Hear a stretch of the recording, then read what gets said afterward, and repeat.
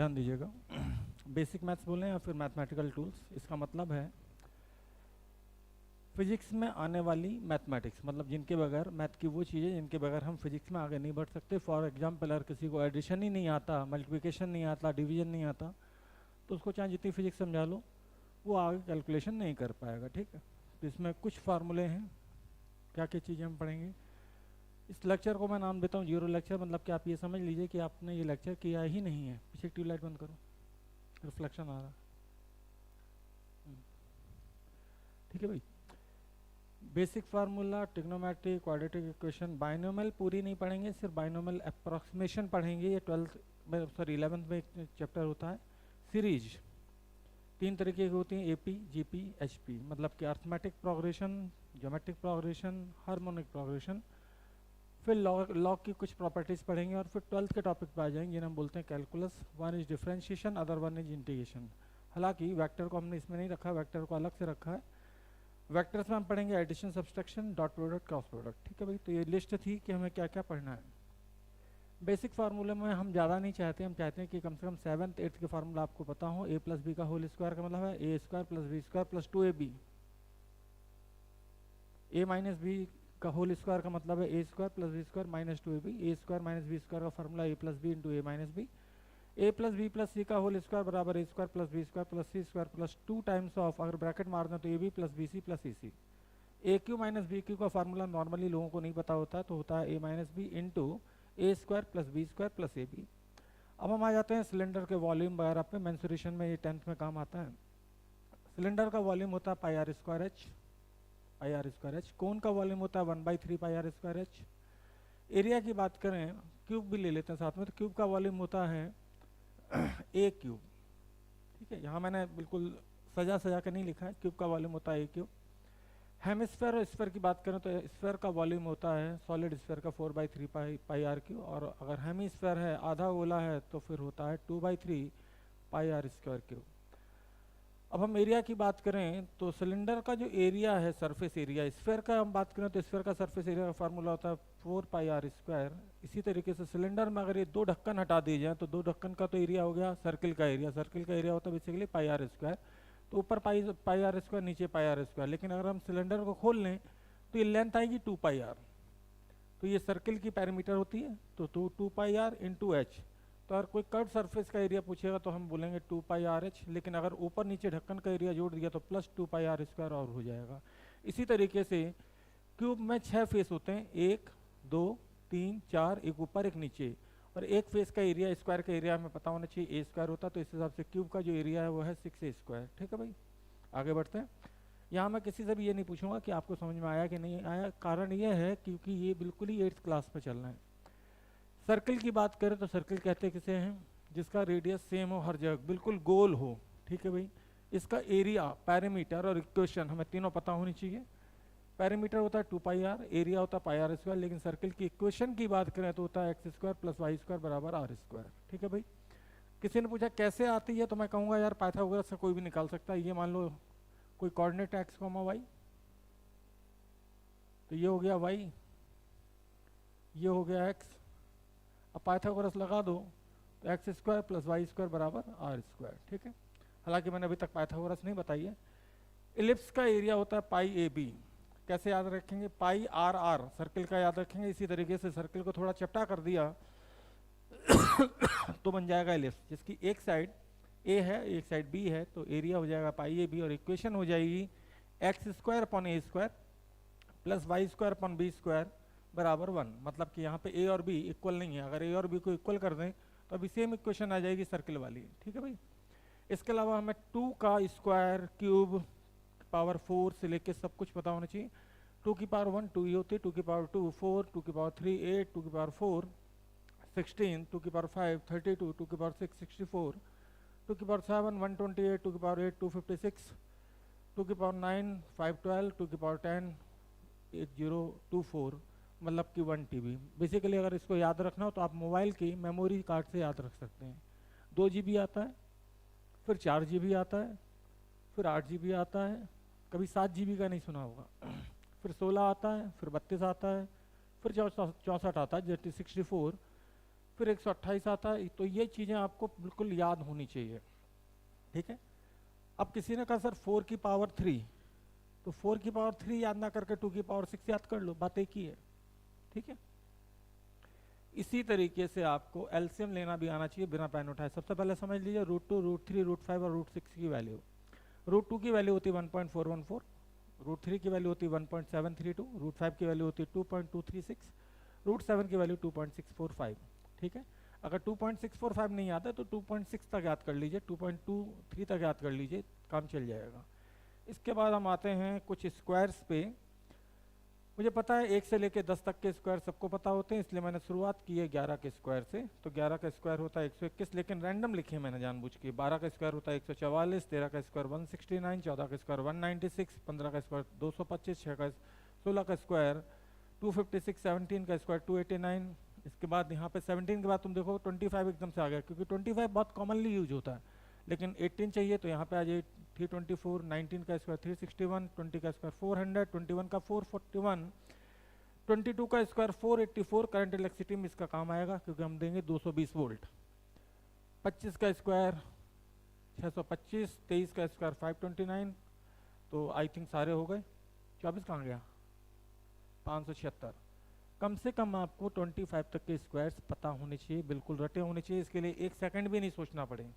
अब हम पीछे आ जाते हैं कि भाई एलसीएम कैसे लें। तो कुछ लोग होते हैं ऐसे करके लेते हैं, पहले नीचे लिखेंगे। देखो एलसीएम का बहुत सिंपल तरीका बता रहा हूँ। इसको इसमें मल्टीप्लाई करो, इसको इसमें मल्टीप्लाई करो, ऐड करो, यहाँ रख दो, और नीचे मल्टीप्लाई करके यहाँ रख दो। और अगर बेस कॉमन है तब तो सबसे सुंदर बात है, जैसे किसी ने कहा 1/10 प्लस 1/30, तो ऐसे केस में हमें सबसे पहले क्या करना चाहिए? बेस इक्वल कर लेना चाहिए, मतलब इसको कर लेना चाहिए 3/30 और ये 1/30। तो हो गया कितना, जल्दी बोलो कितना? 4/30, ठीक है भाई। इसका नॉर्मली यूज होता है ज्योमेट्रिकल ऑप्टिक्स में, जब हम 1/v प्लस 1/u बराबर 1/f का फार्मूला यूज करते हैं तो एलसीएम लेने की हमें आवश्यकता पड़ती है।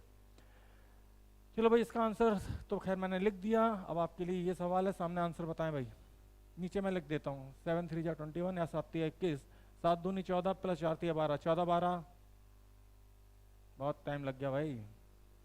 हाँ 14 12 26।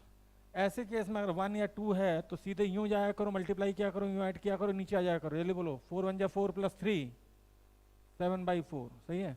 जल्दी बोलो आंसर। नीचे तो 7 ही आएगा। 14 में 8 अगर आप जोड़ सकते हैं तो हो जाएगा आंसर 22/7, ठीक है भाई। यहाँ पे आप बेस कॉमन भी कर सकते हैं, 3 कॉमन भी निकाल सकते हैं, या फिर सीधे 9 6 जा, आगे बोलो जल्दी कितना? 96 आ रहा है। मैंने नहीं कैलकुलेट किया, सही सीधी बात बताऊँ।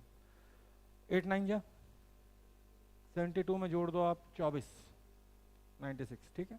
मैं मान के चल रहा हूँ कि ये लेक्चर हो सकता है आपको पूरा पूरा आता हो, या फिर हो सकता है इसमें एक भी शब्द ना आता हो। That's why we called its zero lecture.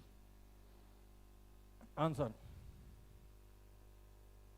नीचे 15 आएगा, 5 और 20 प्लस 3 दूनी 6 या 3 2 या 6 26, ठीक है भाई। तो ये बिल्कुल बेसिक सी चीज़ें हैं, इनके लिए ये मत सोचिएगा। ये लेक्चर मैंने पिछले साल पे बनाया है, क्योंकि लोग ऐसे आने लगे थे कि उन्हें कैलकुलेशन ही नहीं आती थी।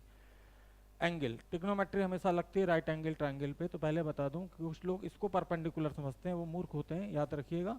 थीटा जब यहाँ से लिया जाता है तो सामने वाली साइड परपेंडिकुलर होती है, लेकिन ऐसे केस में थीटा के बगल वाला बेस होता है और थीटा के सामने वाला परपेंडिकुलर होगा, ठीक है भाई। इसका विशेष योगदान रहेगा वेक्टर्स में जब हम कंपोनेंट करेंगे तो, ठीक है भाई।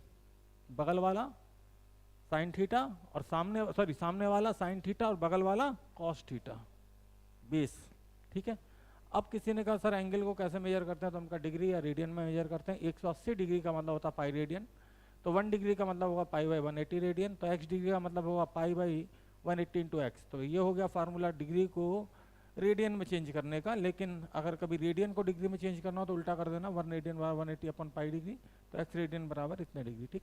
नॉर्मली डिग्री में लोग जानते हैं बहुत आराम से कि 360 का मतलब 2 पाई होता है, तो 180 का मतलब पाई होगा, आधा आधा करते जाइए। 90 का मतलब पाई बाई 2 होगा, 45 का मतलब पाई बाई 4 होगा, 30 का मतलब पाई बाई 6 होगा, 15 डिग्री का मतलब पाई बाई 12 होगा, 60 का मतलब पाई बाई 3 होगा, 120 का मतलब 2 पाई बाई 3 होगा, और 150 का मतलब 5 पाई बाई 6, ठीक है भाई। कोई दिक्कत? तो कभी अचानक से कोई बोले cos 5π/6 की वैल्यू बताओ तो स्ट्राइक तुरंत मारना चाहिए कि हाँ cos 150 की वैल्यू बोल रहा है, ठीक है भाई। इसके अलावा आपको बता दें कि ये होता है बेस, ये होता है परपेंडिकुलर, और सबसे बड़ी साइड कहलाती है हाइपोटेन्यूस। ट्रिग्नोमेट्री लगती किस पे है? सारे ट्रायंगल पे आप ट्रिग्नोमेट्री नहीं लगा सकते, लगती है राइट एंगल ट्रायंगल पे। पाइथागोरस थ्योरम क्या होती है? पी का स्क्वायर प्लस बी का स्क्वायर बराबर एच का स्क्वायर, या फिर एच निकालना किसी बच्चे को तो अंडर रूट ऑफ पी का स्क्वायर प्लस बी का स्क्वायर, या पी निकालना तो फिर अंडर रूट ऑफ, इधर ले जाएंगे तो माइनस में आ जाएगा ये h square minus B square, b निकालना तो h square minus p square. लेकिन मैं चाहूँगा ये फार्मूले आप याद ना रखें, आप तो ऐसे याद रखें 3 4 का 5, 3 4 में से कोई भी बेस कोई भी परपेंडिकुलर हो तो हाइपोटेन्यूस 5 आती है, 5 12 13। इसका मैक्सिमम यूज होगा रिलेटिव वेलोसिटी के दौरान जब हम ट्राइंगल बनाएंगे तो, ठीक है। तो ये याद रखना 3 4, जल्दी बोलो, 5 12 7 24 8 15 17। अब इसी को अगर मैं 2 से मल्टीप्लाई कर देता हूँ तो फिर बहुत सारे पेयर बन जाएंगे, 3 से ही मल्टीप्लाई करके कर सकता हूँ, तो 24 10 26, क्योंकि 13 का डबल किया और इधर 12 का डबल किया, 24 5 का डबल किया, ठीक है। इसी तरीके से 8 6 10, क्योंकि ये 3 4 5 था तो 8 6 10, सही है भाई। तो बस इतने से पेयर अपने को याद रखने हैं, जिनमें से ज़्यादातर जो वैल्यू यूज होती हैं वो 3 4 5 है, 5 12 13 है, 7 14 25 है, 8 15 17 बहुत कम यूज होता है, पहले बता देता हूँ, और फिर 8 6 10, ठीक है। वेलोसिटी जोड़ेगा, कहेगा 60 है और इधर 80 है परपेंडिकुलर में, तो नेट वेलोसिटी 100 सीधे, दिमाग नहीं लगाना वहाँ पे क्या अंडर रूट ऑफ 80 का स्क्वायर प्लस 60 का स्क्वायर, नहीं, 8 से 10 तो 80, 0 0 बढ़ाया तो 8 और 60 हो जाएगा 100, ठीक है भाई। अब बात करते हैं कि भाई एंगल को कैसे मेजर करते हैं और कितने क्वाड्रेंट होते हैं। तो टोटल होते हैं 360 डिग्री। यहाँ से हम चलें, एंटी क्लॉकवाइज एंगल हम पॉजिटिव लेंगे और क्लॉकवाइज हम नेगेटिव लेंगे, ऐसा साइन कन्वेंशन बताता है। यहाँ से चले, ध्यान दीजिएगा, 30 45 60 90, फिर यहाँ पे ये क्वाड्रेंट पूरा हो जाएगा 90 से लेके 180 के बीच में, फिर ये हो जाएगा 180 से 270 के बीच में, और ये हो जाएगा 270 से 360।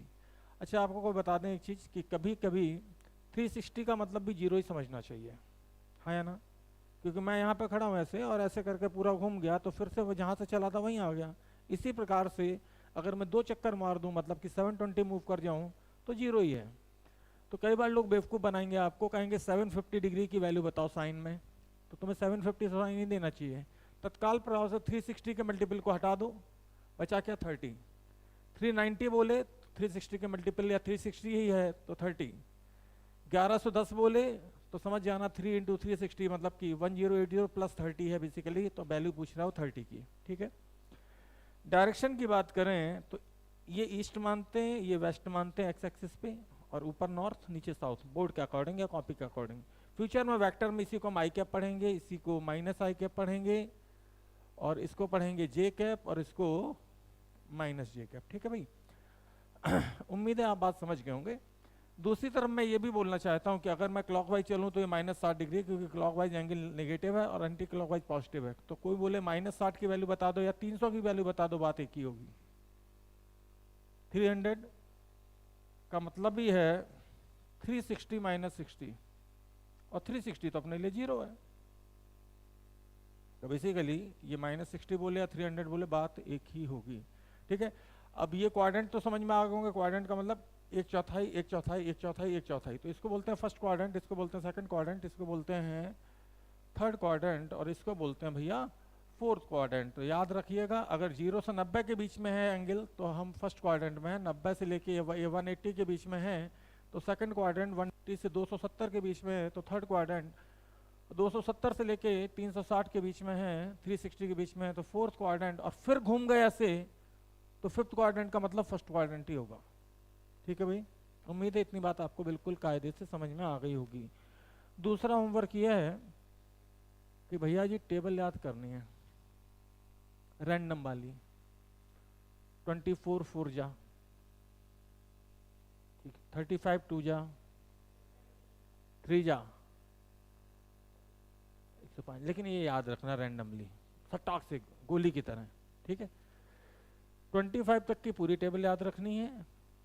35 की बात करें या 45 की बात करें तो यहाँ पे 5 तक की याद रखनी है, जैसे 45 5 जा, ठीक है ना, 24 5 जा, तक याद होना चाहिए, क्योंकि बता देते हैं क्यों याद करवा रहे हैं। ग्रेविटी की वैल्यू कई बार 9.8 दे देते हैं, तो 9.8 को जब डिवाइड करेंगे तो बहुत जल्दी में बच्चे ये नहीं कर पाते, 2 से डिवाइड किया तो 4.9 नहीं कर पाते, या फिर और 2 से डिवाइड किया तो फिर और छोटी वैल्यू आएगी, वो नहीं कर पाते लोग। तो ये तैयार कर लीजिए आप, ठीक है। टेबल बहुत मस्ट है, क्योंकि अगर मस्ट नहीं होती तो फिर हमें पढ़ाई क्यों गई बचपन में। चलिए आगे बढ़ते हैं। साइन थीटा का मतलब होता है perpendicular upon hypotenuse, cos theta का मतलब होता है base upon hypotenuse, tan theta का मतलब होता है sine theta upon cos theta. लेकिन जैसे इन दोनों को डिवाइड करेंगे तो एच एच कट जाएगा, तो इसका मतलब होता है परपेंडिकुलर अपॉन बेस। इसके अलावा 3 और होते हैं, that is cosec theta, sec theta, cot theta. Cosec theta कुछ भी नहीं है, साइन थीटा का इन्वर्स है, सेक थीटा कुछ भी नहीं है, कॉस थीटा का इन्वर्स है, कॉट थीटा कुछ नहीं है, 1/10 थीटा है। मतलब कि फार्मूले सारे पलट जाएंगे। 10th क्लास में अगर आप पढ़ते हैं तो शायद आपको ऐसे सिखाया गया होगा, कैसे सिखाया गया था, पंडित बद्री प्रसाद हर हर बोले, ऐसे सिखाने बच्चों को याद कराने का तरीका बस ये है ना, लेकिन याद हो जाता है। हमें सिर्फ यहाँ पे वो वैल्यूज याद रखनी जो हमारे काम की। एक्चुअल में 0 डिग्री के बाद सीधे 30 डिग्री नहीं आता है, 0 के बाद 1 डिग्री भी आता है, 2 डिग्री भी आता है, 3 डिग्री भी आता है, 5 डिग्री भी आता है, ठीक है। लेकिन हमें कौन सी वैल्यू याद रखनी, 0, 30, 37, 45, 53, 60, 90, 180। ये बात सच है कि 10th क्लास तक आपको 2 वैल्यू के अलावा बाकी सारी वैल्यू याद करा दी गई होंगी, जिसमें 37 और 53 लोग नहीं कराते हैं। उनके यहाँ 30 के बाद सीधे 45 आता, 45 के बाद सीधे 60 आता है। लेकिन फिजिक्स में 37 और 53 का अपना एक अलग महत्व है, कारण है इससे कैलकुलेशन आसान होती है। आखिर ये एंगल क्यों देते हैं, क्योंकि ना इसमें रूट आता, ना इसमें रूट आता, ना इसमें रूट आता, ना इसमें रूट आता, ना इसमें रूट आता, ना इसमें रूट आता, ठीक। बाकी आप कोई भी वैल्यू देखेंगे तो अगर इसमें रूट नहीं है तो इसमें रूट आएगा, इसमें रूट नहीं है तो इसमें रूट आएगा, ठीक है। अब अगर याद करना है तो साइन की वैल्यू याद कर लो और फिर 90, 180 को छोड़ देना, सिर्फ 180 को छोड़ना है, ऊपर से नीचे, और अब इसमें देखो नीचे से ऊपर सेम वैल्यू मिलेगी, ठीक है।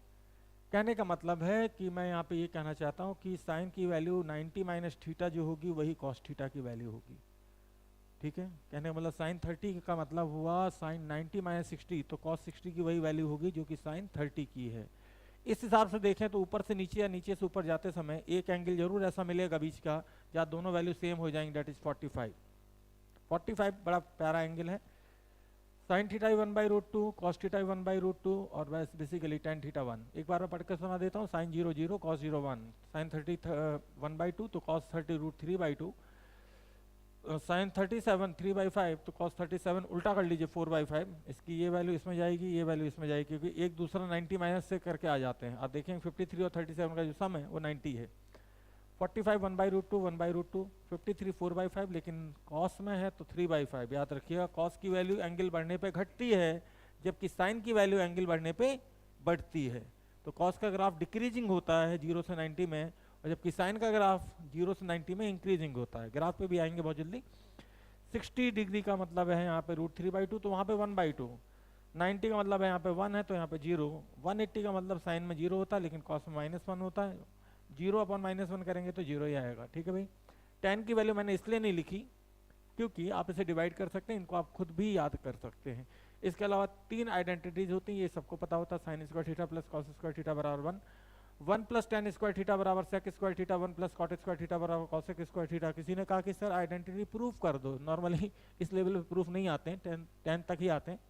तो मैंने एक आइडेंटिटी को प्रूफ करके दिखा दिया। यहाँ पे 1 प्लस tan थीटा को मैं लिख सकता हूँ परपेंडिकुलर अपॉन बेस का स्क्वायर, फिर मैंने एलसीएम लिया तो b square plus B square upon B square. मैंने जैसे ही देखा तो मैंने कहा ये तो एच स्क्वायर आ गया, तो h square upon B square किया तो डेफिनेटली मुझे पता था कि ये कुछ और नहीं है, सेक स्क्वायर थीटा है। सही है भाई? कैसे पता? यहाँ से देख लेना, आप एच अपॉन बी करोगे तो सेक थीटा दिखेगा, ठीक है। बी अपॉन एच करेंगे बेस अपॉन हाइपोटेनस तो कॉस थीटा आता है। उम्मीद है इतनी बात आपको समझ में आ गई होगी। आइए, ट्रिग्नोमेट्री के कुछ और फार्मूलेज हैं, जैसे हाफ एंगल का फार्मूला। हाफ एंगल का यहाँ कहने से मतलब है कि अगर यहाँ पे 2 थीटा है तो यहाँ थीटा थीटा आएगा, लेकिन यहाँ थीटा होगा तो यहाँ पे थीटा/2 आएगा, और यहाँ पे अगर थीटा/2 है तो फिर यहाँ थीटा/4 आएगा। तो साइन 2 थीटा का फार्मूला होता है 2 sin थीटा cos थीटा। इसको याद रखिए, ये तो अपने आप से समझ जाओगे कि जो यहाँ पे लिखा है उसका सीधे सीधे आधा यहाँ लिखना है। यहाँ पे 2 थीटा है तो यहाँ पे थीटा है, यहाँ पे थीटा है, ठीक है भाई। इसी तरीके से cos 2 थीटा का फार्मूला भी हमें ध्यान रखना चाहिए। cos 2 थीटा में 3 फार्मूले बन जाते हैं basically, cos square theta minus sign square theta. Basic formula यही है, लेकिन अगर कॉस साइन स्क्वायर थीटा को मैं लिख दूँ 1 माइनस कॉस स्क्वायर थीटा, तो ये फार्मूला ये बन जाएगा, और फिर इसी को हम उसी फार्मूले से चेंज करेंगे तो तीसरा फार्मूला बन जाएगा 1 माइनस 2 साइन स्क्वायर थीटा। ठीक है भाई। साइन 3 थीटा का फार्मूला पूरी फिजिक्स में दोनों साल मिला के कहीं एक या दो जगह यूज होता है, नॉर्मली एसएचएम में। अगर आपने चैप्टर का नाम नहीं सुना तो नॉर्मली एसएचएम में साइन 3 थीटा का फार्मूला होता है 3 sine theta minus 4 sine cube theta.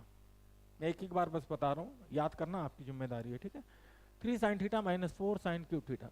Sine A plus B या साइन ए माइनस बी का फार्मूला होता है sine A cos B plus cos A sine B. Plus है तो प्लस लगा देना, माइनस है तो माइनस लगा देना। कॉस ए प्लस बी का फार्मूला होता है cos A cos B minus sign A sine B. याद रखिएगा यहाँ पे साइन इंटरचेंज होंगे, अगर प्लस है तो माइनस आएगा, माइनस है तो प्लस आएगा। tan a प्लस बी का फार्मूला क्या होता है भैया, tan a plus tan b divided by 1 minus tan a tan b। लेकिन tan a माइनस बी कोई बोले तो ऊपर तो प्लस का माइनस कर देना, लेकिन नीचे जब माइनस माइनस करोगे तो वो प्लस हो जाएगा। tan 2 थीटा का formula 2 tan theta divided by 1 minus tan square theta. अगर थीटा बहुत छोटा है, कितना छोटा, 5 डिग्री से छोटा, तो डेफिनेटली फिर हम साइन थीटा को थीटा, कॉस थीटा को 1 और tan थीटा को थीटा, या फिर कई बार हम साइन थीटा को ही tan थीटा के बराबर लिख सकते हैं। ठीक है भाई। एक बच्चा आया और पूछा साइन 15 कॉस 15 की वैल्यू बता दो, तो उन्होंने कहा कि सर 15 तो आपने पढ़ाया नहीं। तो मैंने कहा ऐसा जरूर पढ़ाया कहीं कि डबल का हाफ हो जाए, तो वो फार्मूला ये था। अगर मैं इसमें 2 नीचे ले जाऊं और यहाँ पे 15 लिख दूं, यहाँ पे 15 लिख दूं और 2 नीचे आ जाए तो 2 इंटू 15 हो जाएगा 30। साइन 30 की वैल्यू तुम्हें पता है 1/2 डिवाइडेड बाई 2। सही है, कोई दिक्कत तो नहीं? दिक्कत आए वहीं रोक देना। तो मैंने इसको इस तरीके से लिखा, साइन थीटा कॉस थीटा को मैं लिख सकता हूँ साइन 2 थीटा बाई 2 और साइन 2 थीटा, थीटा की जगह मैंने डाल दिया 15 डिग्री, और 15 जैसे ही यहाँ डालूंगा तो साइन 15 कॉस 15 बराबर हो जाएगा sine 2 times of 15 that is 30 divided by 1/2। Answer है 1/4, क्योंकि साइन 30 की वैल्यू होती है 1/2। इसी तरीके से कुछ लोग ऐसे भी घुमा के पूछ लेते हैं। तो 22.5 नहीं लिखा है मेरे को, ये 45 दिखाई दे रहा है। क्या दिखाई दे रहा है? तो जाहिर सी बात है मैं लिखूंगा 22.5, लेकिन इंटू 2 होते 45 हो जाएगा। साइन 45 की वैल्यू मुझे पता है 1/√2 डिवाइडेड बाई 2, तो आंसर आ जाएगा 1/2√2। ठीक है। अच्छा, किसी को पता है 1/√2 की वैल्यू कितनी होती है? 0.7। ये जरूर याद रख लेना, ये काम आएगा सेकंड 12th में अल्टरनेटिंग करंट में। ठीक है। साइन 15 कॉस 15 कॉस 75 साइन 75 मैंने बकायदा यहाँ पे सॉल्व तो कर दिया। साइन 15 को मैंने लिखा 45 माइनस 30। उसके बाद मैंने जो फार्मूला लगाया वो है sine A cos B, cos 30 की वैल्यू लिखी है, माइनस कॉस ए और साइन बी का मतलब साइन 30, कॉस ए का मतलब कॉस 45। यहाँ से जब मैंने इसे सॉल्व किया तो 1/2√2 बाहर आ गया, ऊपर आ गया √3 - 1/2√2। ठीक है भाई। अब cos 15 का जब फार्मूला मैंने ड्राइव किया तो ये ठीक सेम आएगा, बस मैंने ड्राइव नहीं किया। यहाँ पे ऊपर माइनस आ रहा ना, तो इसमें क्या आएगा प्लस। और एक चीज़ बात याद रखिएगा कि जो cos 15 की वैल्यू है वही होगी साइन 75 की, और जो साइन 75 की वैल्यू है वही होगी cos 75 की। ठीक है भाई। साइन 15 cos 75 90 माइनस थीटा कर लिया करो सीधा सीधा।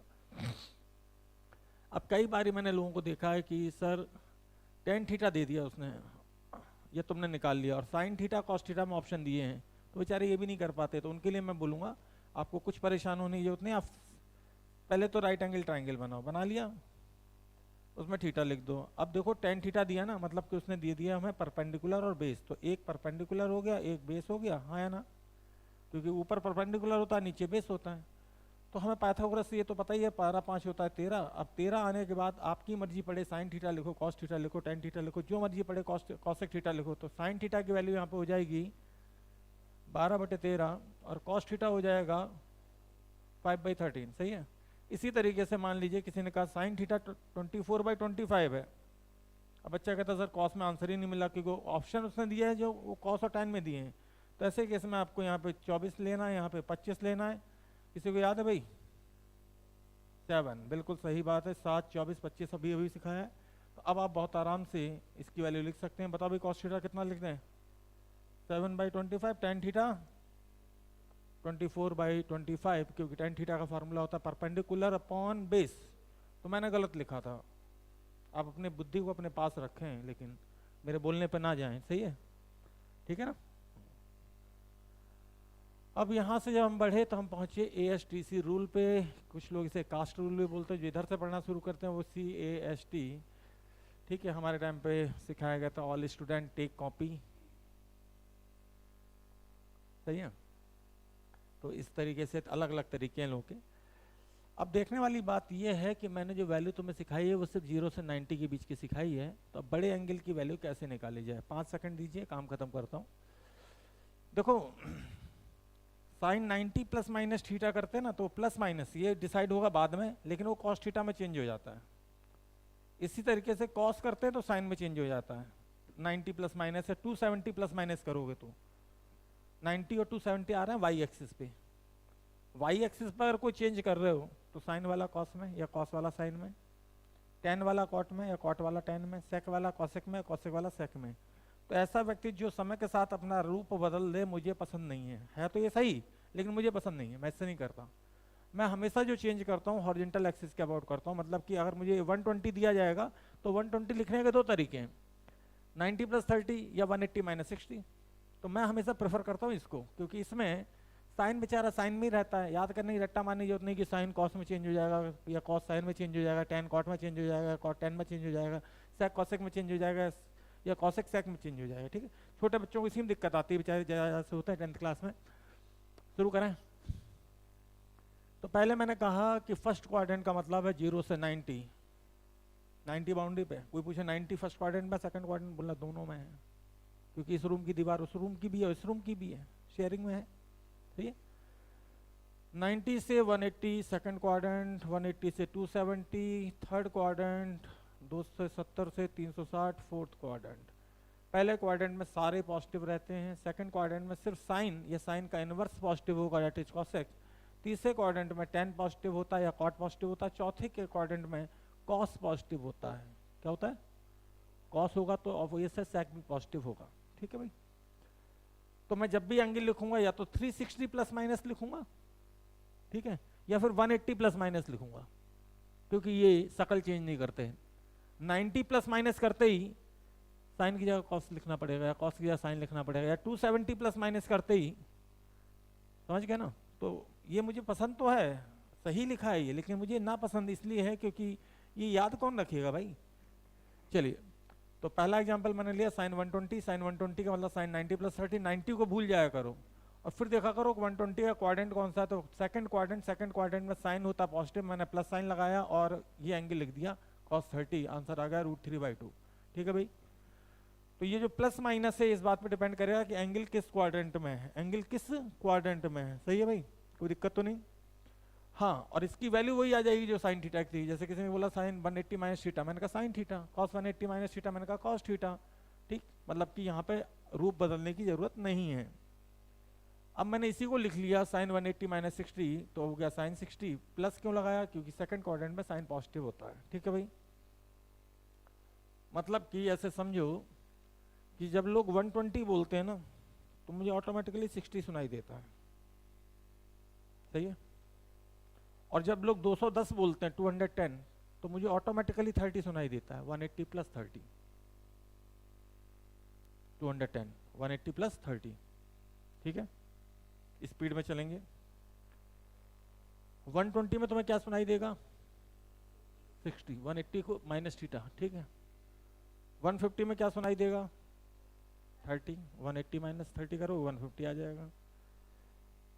ठीक है, 135 में क्या सुनाई देना चाहिए? 45, क्योंकि 180 माइनस 45 करेंगे 180 तो गायब हो जाता है, 45। सही है, 210 में सुनाई देगा 30, 180 प्लस 30। सही है, 225 में 45, 240 में 60, बिल्कुल सही है। 180 प्लस 60 कर दो। ठीक, 240 में 60, ओके। 300 में क्या सुनाई देगा? 300 में -30, सॉरी, अच्छा हाँ 60, लेकिन माइनस का 60, 360 माइनस थीटा। ठीक है ना, 300 में मान ले चलो 60 सुनाई देगा, लेकिन प्लस माइनस हमें लगाना क्वाड्रेंट देख के। ठीक है, 300 किस क्वाड्रेंट में आएगा? चौथे में या तीसरे में? चौथे में। सही है, चलिए भाई चलते हैं और एक एक सेकंड के अंदर इनकी वैल्यू लिखते हैं। cos 120 मुझे सुनाई नहीं देता, मुझे सुनाई देता है cos, जल्दी बोलो, 60 और सेकंड क्वाड्रेंट है तो माइनस। बोलो आगे जल्दी से। Second quadrant minus, second quadrant minus, second quadrant minus, sorry second में प्लस माइनस, जल्दी बोलो माइनस, जल्दी बोलो प्लस, एक ही बार माइनस प्लस डिसाइड कर लो, माइनस माइनस, सही है। अब वैल्यू लिख दो भैया, tan 60 की वैल्यू बताओगे, √3 1/2, क्योंकि ये 30 सुनाई दे रहा मुझे, ये 30, जल्दी जल्दी फटाफट जल्दी, 1/√3, tan 30 की वैल्यू होती है 1/√3, लेकिन माइनस साइन क्योंकि सेकंड क्वाड्रेंट में tan नेगेटिव। जल्दी बोलो भाई, इतना धीरे धीरे, 1/√2, जल्दी बोलो इसका -1/√2, इसका -1। मैं लिख दे रहा हूँ जितनी देर में तुम बोल रहे हो यार, बोलने की स्पीड तो हमेशा ज़्यादा होनी चाहिए। साइन ऑफ माइनस थीटा का भी आए 360 को हटा देना, तो that is minus sine theta, क्योंकि फोर्थ क्वाड्रेंट में आएगा। लेकिन कॉस ऑफ माइनस थीटा है तो याद रखना कॉस थीटा होता है, टेन ऑफ माइनस थीटा जो है -tan थीटा होता है, क्योंकि ये जो एंगल आप देख पा रहे हैं ना, ये माइनस थीटा 0 से -90 फोर्थ क्वाड्रेंट, ये 270 से 360 बोलो तो भी एक ही बात है, सही है। 270 से 360 बोलो तो भी एक ही बात है, या फिर 0 से -90 बोलो तो भी एक ही बात है। उम्मीद आप बात समझ गए होंगे। साइन 210 30 है। क्वाड्रेंट बताओ कौन सा है, पहले क्वाड्रेंट ही बता दो तुम तो। थर्ड में बोलो कौन सा, ये माइनस, ये माइनस, ये प्लस, सही है। ये माइनस, ये माइनस, ये प्लस, सही है। 240, ये माइनस और ये, अब क्या बचा, वैल्यू बताते हो भाई, 30 की बता दो। आगे बोलो, आगे बोलो, 30 बोलना बस तुम्हें। 45 बोलो, 1/√2, 45 बोलो कॉस में, 10 में बोलो। अब ये 240 मतलब 60 होगा, 180 + 60, जल्दी बोलो, आगे बोलो जल्दी से, आगे बोलो। अरे 240 का मतलब ही है 60, 180 + 60, तो tan 60 की वैल्यू जिसको याद है वो लिख देगा 1 सेकंड में, ठीक है। किसी ने बोला कि सर हमें इतना समझ में नहीं आता, फिजिक्स में वो वैल्यू बता दो जो ज़्यादातर यूज होती हैं। सच बताऊं तो याद करने की कैसे क्या ज़रूरत है, सबसे ज़्यादा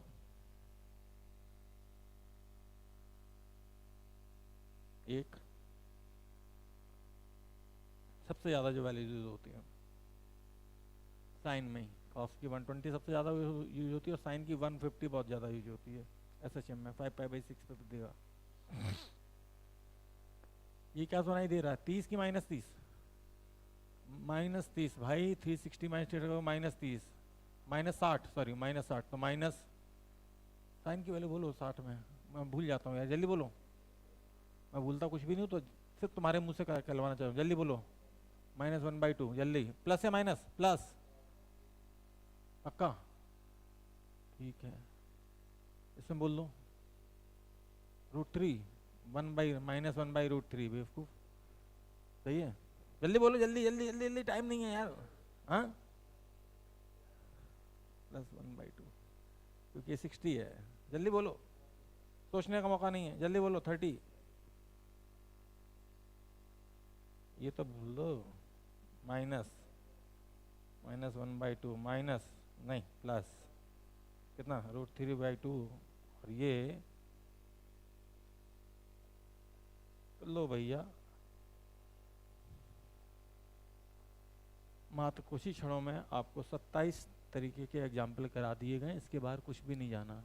लेकिन कोई कहे सर हमें इतना नहीं पढ़ना है, तो हम का 2 वैल्यू तो याद कर लो यार, कम से कम cos 120 की और sin 150 की, ठीक है। सबसे ज़्यादा ये यूज में आएंगी, ये सब तो दिखावा है कि भाई चलो ये साइन रूल क्या होता है, तो सुनिएगा। साइन रूल लगता है किसी भी ट्राइंगल पे, कुछ लोग इसको लामीज थ्योरम के नाम से भी पढ़ा देते हैं, फोर्स बना देंगे ऐसे ऐसे करके। ये एंगल अल्फा है, ये बीटा, ये गामा है, और अल्फा के सामने वाली ए है, और बीटा के सामने वाली साइड जो है वो बी है, और गामा के सामने वाली साइड सी है। तो साइन अल्फा अपॉन ए बराबर साइन बीटा अपॉन बी बराबर साइन गामा अपॉन सी। इसके अलावा ये सिमिलर ट्राइंगल की प्रॉपर्टी होती है कि एक ट्राइंगल है, उसके अंदर एक और ट्राइंगल है, ये आपको ज्योमेट्रिकल ऑप्टिक्स में हेल्प करेगा।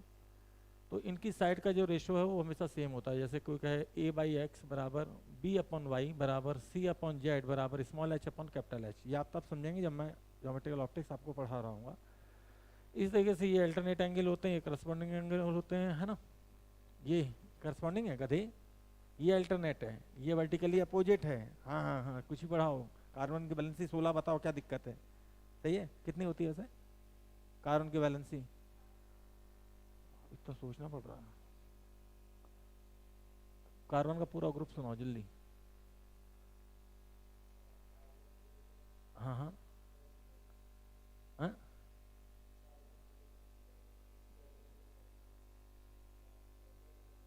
SNP लेड का एटॉमिक वेट, चलो छोड़ो, एटॉमिक नंबर ही बता दो तुम, जा निकल जा, 82 होता है।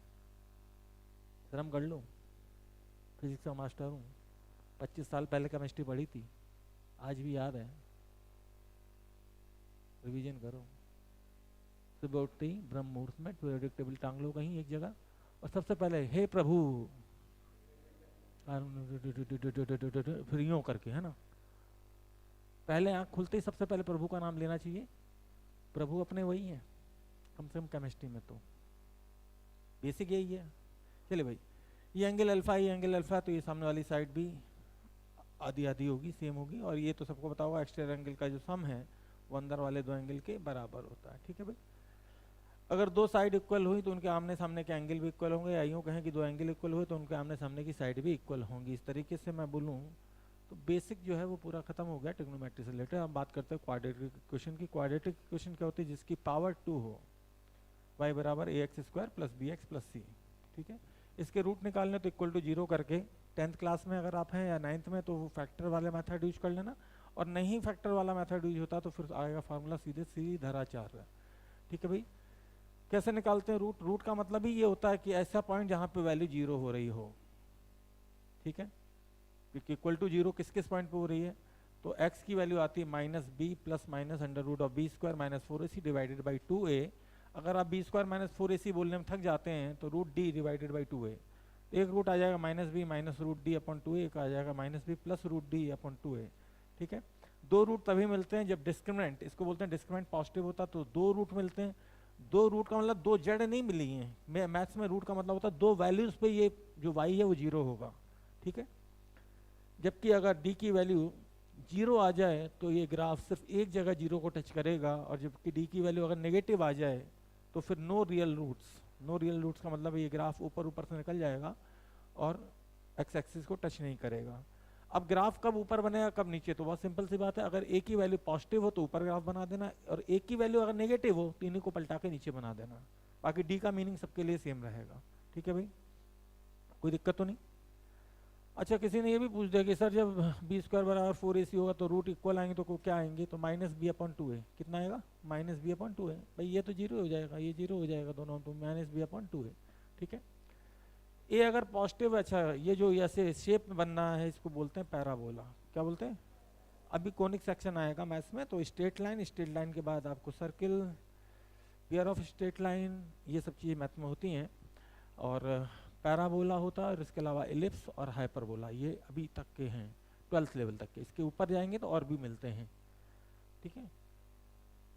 उम्मीद करते हैं आप समझ गए होंगे। बाइनोमियल अप्रोक्सीमेशन कुछ भी नहीं है, अगर x की वैल्यू 1 के कंपैरिजन में बहुत छोटी हो जाए तो 1 प्लस एक्स की पावर n को हम कह देंगे 1 प्लस nx। जैसे यहाँ लिखा हो 1 प्लस 0.001 की पावर 5, तो सीधे 1 प्लस 0.005, सॉरी हाँ 0.001 इंटू 5 सीधे, ठीक है। 3 सीरीज होती हैं अर्थमेटिक। अर्थमेटिक का खास बात कैसे पहचानेंगे, तो इनमें डिफरेंस सेम रहता है, 2 4 6 8 10 12 कॉमन डिफरेंस होता है, जबकि ज्योमेट्रिक प्रोग्रेशन में रेशो सेम होता है, ठीक। ये कौन सी सीरीज है बोलो, ले एपी या जीपी, मेरे हिसाब से तो एपी है, मेरे हिसाब से तो क्या है एपी है। कॉमन डिफरेंस दिख रहा है, एक एक एक एक एक एक एक एक एक, और कोई पूछे कि इस सीरीज का सम बता दो, n into n plus 1 divided by 2, मतलब कि कोई बोले 1 से लेकर 100 सब जोड़ दो, तो अब ऐसे तो बुखार आ जाएगा बच्चे को 1 से लेकर 100 तक जोड़ने में, लेकिन ऐसे जोड़ोगे तो 100 यहाँ रख दो, 101 यहाँ आ गया, 2 से काटो, 50 इंटू 101 कर लो, एक सेकंड में आंसर आ जाएगा, ठीक। एक तो ये फार्मूला कई जगह इंपॉर्टेंट है, कई जगह नहीं भी इंपॉर्टेंट है, ठीक है। ऐसी एपी की सीरीज का सम निकालना हो तो उसका फार्मूला होता है n/2 into 2a plus n-1 into D. A को बोलते हैं फर्स्ट टर्म, ये जो पहला टर्म होता है इसको बोलते हैं ए। डी इज कॉमन डिफरेंस, जैसे डी की वैल्यू यहाँ पे 2 है तो यहाँ पे 1 है, ठीक है। ये भी उतना इंपॉर्टेंट नहीं है, बहुत कम फिजिक्स में ये होता है। ज्योमेट्रिक सीरीज कौन सी होती है, इसमें रेशो सेम हो, जैसे 2 4 8 16 32 64, 2 4 8 16 32 64, लेकिन इसका यूज हमें नहीं पड़ता, हमें यूज पड़ता है इसका। बिल्कुल एग्जैक्टली यही यूज आएगा, इसकी वैल्यू रट्टा मार के बैठो 2 आती है, कितनी आती है, कहाँ यूज आएगा, मेनली 11th में नहीं यूज आता है, कैपेसिटर करंट इलेक्ट्रिसिटी ऐसी जगह पे ये यूज आता है। 1 + 1/2 + 1/4 + 1/8 कॉमन रेशियो हो गया 1/2, इसका फार्मूला होता है a/1 - r, तो a की वैल्यू 1 रखी हमने और नीचे 1 - 1/2 किया तो 2 आ गया भाई, पता चला कैसे, 1 - 1/2 होगा तो नीचे 1/2 आएगा, 2 ऊपर जाएगा तो 2 ही रहेगा, ठीक है। तो इंपॉर्टेंट ये है, ये कई जगह आपको यूज में आएगी। एलन की बात कर लेते हैं, सॉरी लॉगरिथम की। हाँ, कितने लोग जानते हैं कि लॉग और एलन में क्या डिफरेंस होता है, बोलो। नहीं नहीं, बेस में ई आ जाए, लॉग में के बेस में कुछ भी आ सकता है, लेकिन लॉग के बेस में पर्टिकुलर ई आ जाए, ई इज कॉल्ड एक्सपोनेंशियल, तो उसी को हम एलन लिखते हैं। मतलब कि कहीं अगर ऐसे लिखा है लॉग एक्स तो इसका बेस कुछ भी हो सकता है, लेकिन एलन एक्स लिखा है दैट मीन्स कि इसका जो बेस है ई है, ठीक है। बहुत ही छोटी चीज है, हाँ ये बाद में बताएंगे कि इसमें कितने से मल्टीप्लाई करें तो ये एलन इसमें चेंज हो जाता है, बताया भी है। लॉग ए बेस बी या लॉग बेस बी ए का मतलब होता है log A upon log B. L N X का मतलब होगा log X upon L N E. L N E की वैल्यू बेसिकली होती है 1। एलन और ई एक दूसरे के रेसिप्रोकल होते हैं, ठीक है।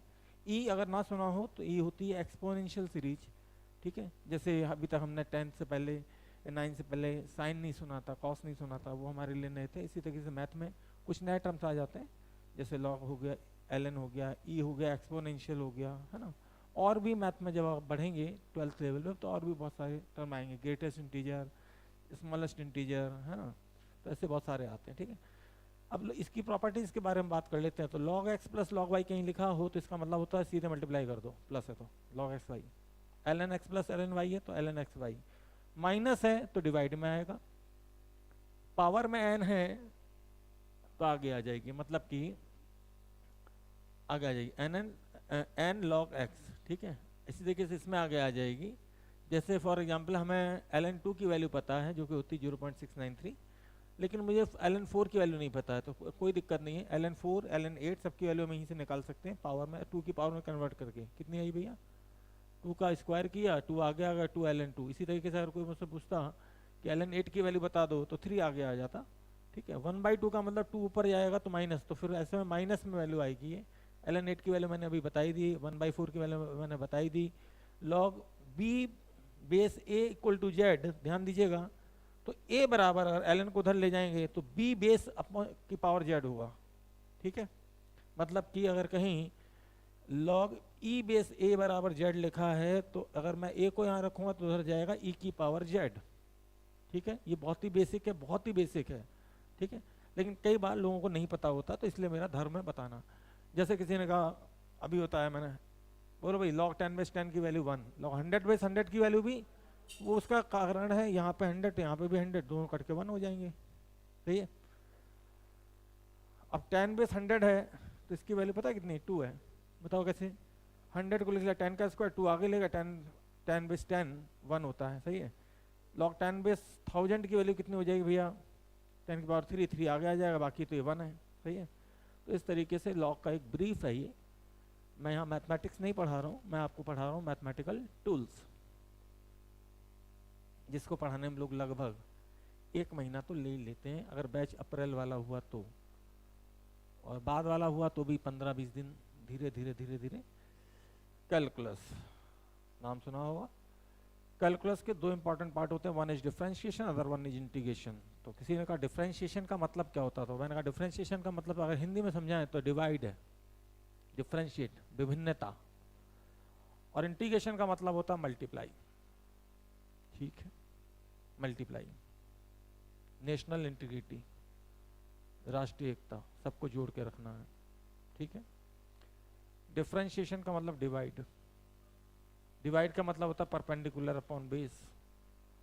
अब अगर कोई ग्राफ हमने परपेंडिकुलर में वाई और इसमें एक्स एक्सिस रखी हुई है तो इनडायरेक्टली मैं बोल रहा हूँ y upon x, y upon x बोलो या फिर delta y upon delta x बोल दो, लेकिन ये डेल्टा अगर बहुत छोटा होता चला जाए, small change in y in due to small change in x is called d y over d x, और इसी को हमने नाम दिया है डिफरेंशिएशन का। इनडायरेक्टली देखें तो कुछ और नहीं है, ये बेसिकली टेन थीटा है, या फिर कोऑर्डिनेट ज्योमेट्री में इसी को हम एम से पढ़ते हैं, और ये क्या बताता है, स्लोप बताता है। क्या बताता है, स्लोप। ठीक है, अब स्लोप भी दो तरीके से हो सकते हैं, जैसे यहाँ से तुम उतारो साइकिल तो ढलान मिलेगी, लेकिन जब लौट आ रहे हो मेरी कोचिंग के अंदर तो चढ़ाई मिली होगी। तो बड़ी सिंपल सा है, पॉजिटिव स्लोप का मतलब है चढ़ाई और नेगेटिव स्लोप का मतलब है ढलान। कारण ये है भाई, क्या कोई पढ़ा, ये तो हो गई ऑटो रिक्शा वाले की बात कि उसको सिखाना तो कैसे, जहाँ जोड़ लग रहा हो, अच्छा चलना हमेशा जीरो से ही है, ये नहीं उल्टा भाग जाएंगी। ठीक है, बताओ ये चढ़ाई है कि ढलान है, ढलान है, सही है पक्का। ये चढ़ाई है कि ढलान है, चढ़ाई। ठीक, अब कर लेते हैं फिजिक्स की या मैथ्स की बात। थीटा चूंकि एक्यूट एंगल है तो फर्स्ट क्वाड्रेंट में है, फर्स्ट क्वाड्रेंट में डेफिनेटली टेन थीटा पॉजिटिव होता है, दैट मीन स्लोप पॉजिटिव है। यहाँ पे एंगल देखो जरा, 90 से बड़ा है 90 छोटा है, 90 से बड़ा है भाई, छोटा नहीं है। ये देखो यहीं पे 90 तो यहीं आ जाता है, देखा ये 90 है, जबकि अपना एंगल तो ये है 90 से बड़ा। सेकंड क्वाड्रेंट में 10 नेगेटिव होता है। तो ये पढ़े लिखों की भाषा है, लेकिन ये भाषा सबको समझ में आ जाए जरूरी नहीं है, लेकिन ऑटो वाला रिक्शा वाला कोई भी समझ जाएगा कि इसका स्लोप पॉजिटिव, इसका स्लोप नेगेटिव। बताओ किस में चढ़ाई ज्यादा है, दो में या एक में? दो में ज्यादा दिख रही है। एंगल से देखोगे तो साफ दिखेगा 60 है 30 है, 1060 की वैल्यू बड़ी होती है, 1030 की वैल्यू छोटी होती है। तो किसी ने स्लोप का रेशियो पूछ दिया तो मैंने डायरेक्ट 3 लिख दिया। पता है 3 क्यों लिखा? इसका आएगा 1060 आएगा √3 डिवाइडेड बाई 1030 आएगा 1/√3, नीचे वाला √3 ऊपर जाएगा तो बन जाएगा 3 भैया। सही है, कोई दिक्कत तो नहीं। √3 × √3 3। ठीक, चलिए न्यूटन बाबा आए और डिफरेंशिएशन के लिए फार्मूले दिए, बोले कांस्टेंट का डिफरेंशिएशन होता है 0। तो मैंने कहा न्यूटन ने कैसे दिया होगा, तो देख लो भाई सामने देख लो एक बार। एक मैंने y बराबर 5 की लाइन खींची तो ऐसी आएगी, मतलब y 5 ही रहेगा, x चाहे जितना रहे, हाँ या ना। y 50 की लाइन खींची तो ऐसी आएगी, y 1 लाख की लाइन खींची तो ऐसी आएगी, थोड़ा और ऊपर आएगी लेकिन आएगी ऐसी। बताओ इसमें चढ़ाई और ढलान कितना है? 0 है, इसीलिए कांस्टेंट फंक्शन का डिफरेंशिएशन 0 बोला उन्होंने, समझ गए? सही है। डिफरेंशिएशन का साइन कैसा होगा? dy/dx। कोई पूछे डिफरेंशिएशन का देसी मीनिंग क्या है, तो डिवाइड। बोले थोड़ा और पढ़े लिखे में बताओ, तो बोला tan theta perpendicular upon base. थोड़ा और बताओ, बोले change in y upon change in x। बोले नहीं हम थोड़ा और पढ़े लिखे हैं, तो बोलना m स्लोप। ठीक, कोऑर्डिनेट ज्योमेट्री में आएगा ये। ठीक है, बोले थोड़ा और हम पढ़े लिखे हैं, small change in x with respect to small change in y का रेशो है। ठीक है, स्मॉल है इसलिए डेल्टा को d लिख दिया गया। ठीक है, उम्मीद है इतने के बाद आपको बात समझ में आ गई होगी। अब कांस्टेंट का डिफरेंशिएशन 0 है, तो 5 हो या 50 हो या 10⁵ वो आंसर है 0 है, तो कांस्टेंट ना। वेरिएबल किसे बोलते हैं? जैसे यहाँ लिखा होता 5x², तो x की वैल्यू चेंज करोगे तो वैल्यू भी चेंज होगी ना, तो ऐसी चीज को हम वेरिएबल बोलते हैं। ठीक है, चलिए भाई अब आपके सामने कुछ फार्मूले हैं जिनको आपको तुरंत तैयार करना होगा अभी के अभी। कांस्टेंट का डिफरेंशिएशन 0, x की पावर n अगर है तो n आगे ले लेना और एक पावर घटा देना। कोई फंक्शन है उसके साथ कोई कांस्टेंट लगा तो ऐसे में कांस्टेंट बाहर आ जाता है, फंक्शन का डिफरेंशिएशन होता है। फंक्शन ये वो वाला फंक्शन नहीं है जो अपनी शादी बारात का फंक्शन होता है। यहाँ फंक्शन से मतलब है कोई इक्वेशन जो कि x में दे रखी हो, sin² x या x² + 2x + 5 ऐसे कुछ दे रखी हो, तो ऐसे केस में कांस्टेंट बाहर आ जाएगा, फंक्शन का डिफरेंशिएशन होगा। sin x का डिफरेंशिएशन होता है cos x का डिफरेंशिएशन होता है -sin x, e की पावर x का डिफरेंशिएशन होता है e की पावर x। ये बहुत बढ़िया होता है, इसको चाहे डिफरेंशिएट करो चाहे इंटीग्रेट करो, इस पर कोई फर्क नहीं पड़ता। ln x का डिफरेंशिएशन होता है 1/x, tan x का डिफरेंशिएशन होता है sec² x, sec x का डिफरेंशिएशन होता है sec x tan x, cot x का डिफरेंशिएशन होता है -cos x²x, cosec x का डिफरेंशिएशन होता है -cosec x cot x। अब एक बच्चा आया बोले सर जी इतने फार्मूले क्यों बढ़ा दिए, इतने तुमने पैसे भी ना दिए, वो बताओ जो काम में आए। ये तो याद वैसे याद हो गया होगा। और फिर ये ज्यादा से ज्यादा, ये ज्यादा से ज्यादा तो बोले ये सब, मैंने कहा यार इतने पैसे लेते हैं तो पढ़ाने पड़ते हैं, बाकी आप देख लो फिजिक्स में इसका कोई यूज नहीं है। अगर आप नीट के स्टूडेंट पढ़ने की यूज नहीं है, याद रख सकते हैं, बहुत बढ़िया। नहीं याद है मतलब ये उस वक्त के लिए मैं बताता हूँ कि जब तुम्हें कुछ ना याद रखना हो तो क्या करें, सही है, मिनिमम कितना कर लें। बहुत आलसी बच्चा है, महा आलसी, इधर उधर घूमता रहता है, तो भी मैं उससे बोलता हूँ 3 तो याद कर ले। ठीक, पढ़ने वाले हैं, बहुत अच्छी बात है। टी का डिफरेंशिएशन हमेशा टी के रेस्पेक्ट में होगा, एक्स का डिफरेंशिएशन हमेशा एक्स के रेस्पेक्ट में होगा। ठीक है भाई, चलो भाई शुरू करते हैं। ठीक है, एक्स पावर 5 का बताओ, 5x की पावर 4, यही ईयर लॉन्ग बैच होता तो एक्स पावर 100 भी आ जाता, एक्स पावर 200 भी आ जाता, 3-4 और एक्स पे एग्जाम्पल चलते। एक्स की पावर 1/2 है, रूट एक्स मतलब एक्स की पावर 1/2, जल्दी बोलो 1/2। एक्स की पावर 1/2 में से 1 घटाएंगे तो -1/2 बचेगा, डायरेक्ट रूट एक्स बहुत सारे लोगों को समझ में नहीं आता, तो 1/2 रूट एक्स, सही है। बताओ भैया इसका, तो ये हो गया भैया डिफरेंशिएशन ऑफ एक्स की पावर -1/2। अब -1/2 तो आगे ले लो, और ये हो जाएगा एक्स की पावर 1/2 में से -1 और कर दो तो भैया ये हो जाएगा, जल्दी बोलो कितना, -3/2। चलो इसका आंसर बताओ, 36 टी की पावर। इसका आंसर आप लिख चुके हैं ऑलरेडी। इसका डिफरेंशिएशन अलग होगा, जो भी प्लस माइनस लगा उसको बीच में लगा देना, इसका डिफरेंशिएशन अलग होगा, मतलब कि इसका डिफरेंशिएशन हो जाएगा 1/2 रूट एक्स माइनस 1/2 एक्स की पावर -3/2।